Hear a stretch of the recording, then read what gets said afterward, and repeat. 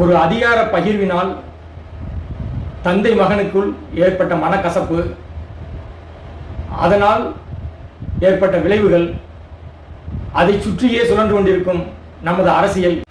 இந்த தந்தை மகன் பிரச்சனை எங்கெல்லாம் வாரிசு அரசியல் இருக்கிறதோ அங்கே எல்லாமே இருக்கு. இது ஒன்றும் புதுசு கிடையாது. அதே தமிழ்நாட்டில் திமுகவிலும் வந்தது. அதை மிக அருமையாக, மிக திறமையாக கையாண்டார் கலைஞர் அவர்கள். அடுத்ததாக ஆந்திராவிலும் வந்தது, ரேவந்த் ரெட்டி அவர்கள் குடும்பத்திலும். இது இல்லாமல் பீகார் மாநிலத்தில் பார்த்தீங்கன்னா லல்லு பிரசாத்தோட குடும்பத்திலும் வந்தது. குடும்ப அரசியல் இருந்தால் சகோதரர்கள் அல்லது தந்தைக்கு மகனுக்கு இடையில பிரச்சனை, மனக்கசப்புகள் இப்படி இருக்கும். அதே போல குடும்ப அரசியல் இல்லைன்னா, அதாவது வாரிசு அரசியல் இல்லைன்னா, அதற்கு மிக பொருத்தமான எடுத்துக்காட்டு ஏடிஎம்கே. இந்த அனைத்து இந்த அண்ணா திராவிட முன்னேற்ற கழகத்தை எம்ஜிஆருக்கு ஒரு வாரிசு மட்டும் இருந்திருந்தால் இன்று இத்தனை துண்டுகளாக சிதறி கிடக்காது. இதை ஆட்சி செய்வதற்காக, இதை கபலீகரம் செய்வதற்காக இன்னொருவர் டெல்லியிலிருந்து புறப்பட்டு வர வேண்டிய தேவையும் இருந்திருக்காது. அதிகார பகிர்வு இதுதான் இதுக்கு ஆரம்ப புள்ளியே. அதாவது தனது மகனுக்கு ஏற்கனவே அவர் தலைவர் பதவி கொடுத்து விட்டார். எத்தனையோ எதிர்ப்புகளுக்கு இடையில தனது மகனை எம்பி ஆக்கினார். அது இல்லாமல் மத்திய அரசினுடைய சுகாதாரத்துறையில் மிகப்பெரிய பொறுப்பான சுகாதாரத்துறை அமைச்சராக சென்ட்ரல் கவர்மெண்ட்ல அவர் அங்கம் வகித்தார். ஐயா அவர்களின் மகனுடைய மகனை, அதாவது முகுந்தன் அவர்களை அதிகாரத்துக்குள்ள கொண்டு வர்றதுக்காக அவர் முயற்சி செய்யும் பொழுதுதான் இந்த பிரச்சனை வெடிக்கின்றது.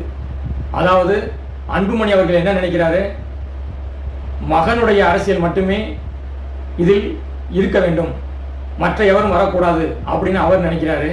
ஆனால் ராமதாஸ் அவர்கள் தனது பேரனையும் முகுந்தன் அவர்களையும் உள்ள கொண்டு வருவதற்காக முயற்சி செய்கின்றார். இதனால் ஏற்பட்ட இந்த அதிகார பகிர்வினால் ஏற்பட்ட பிரச்சனை தான் இப்போ தந்தைக்கும் மகனுக்கும். அவர் 1984 இந்த வன்னியர் சங்கம் ஆரம்பித்ததிலிருந்து 1989 அவர் அதை அரசியல் கட்சியாக, பாட்டாளி மக்கள் கட்சியின் அரசியல் கட்சியாக மாற்றினதிலிருந்து அவர் பட்ட கஷ்டங்கள் அனைவருக்கும் தெரிந்ததே.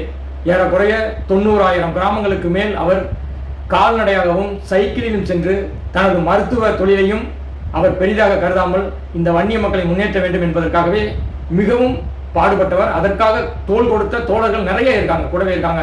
அவர் காடுவட்டி குருவில் இருந்து இப்பொழுது அவர் இல்லை.